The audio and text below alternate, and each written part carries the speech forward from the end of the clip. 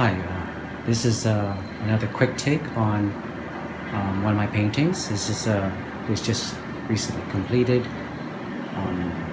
and this is part of the Arcadia series. The painting is Arcadia number 3, and subtitled "The Blue Planet." Of course, this is in reference to planet Earth. So this is just to give you a close-up of what this painting looks like. So I always usually start up in the upper left-hand corner, and I'll try to go along slowly. I tend to go too quickly. This is what I zoom by, but I'll try to do it slowly so you get a good sense of what the textural elements of this painting are. And come across here. So the background to this was painted. It actually went through quite a number of different transitions, and that's very normal for me when I started painting like this. It's just anything and everything just goes on. It's more to do with just choosing a color palette, and I went through several different renditions. I didn't actually record any of the renditions, but actually I have one photograph, but I won't show it to you because I think the final product is much more impressive.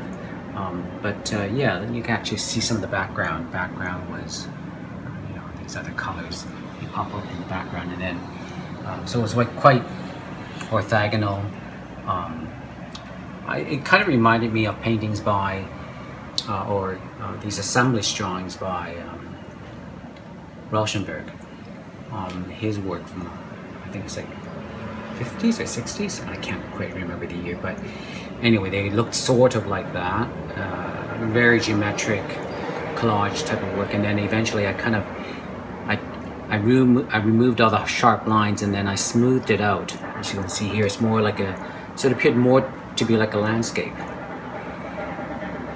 And so here, variations of colors of blues. I've been really into blues and really rich colors lately.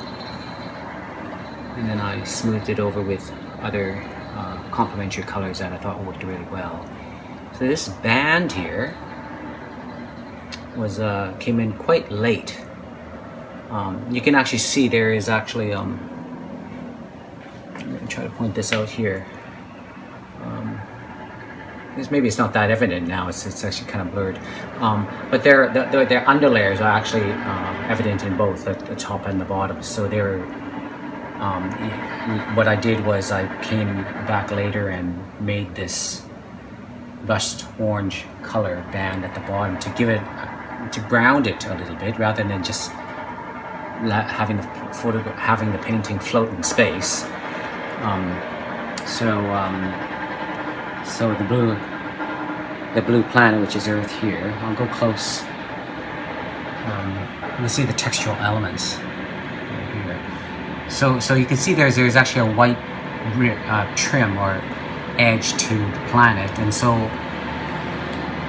that is actually painted first over the entire painting, or over the background layer. So all the background that you see over here, all of this was done prior to me laying down the planet.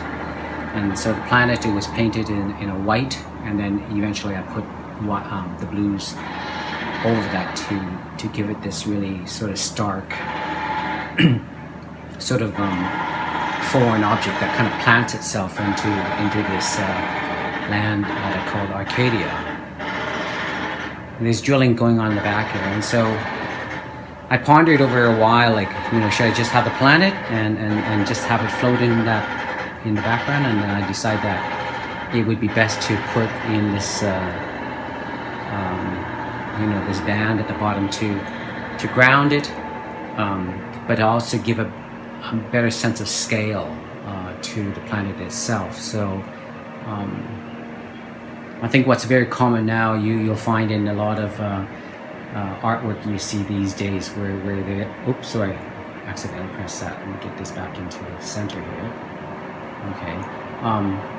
What they would do is they'll do this, but then they'll put a couple of characters in the center here to give it, to make it feel very grand. But I opted not to go that route and just keep the planet floating into in that space. So okay, this has gone for 5 minutes. I think that's enough to give a good sense of what this is about. So yeah, I hope you enjoyed it, and come back again.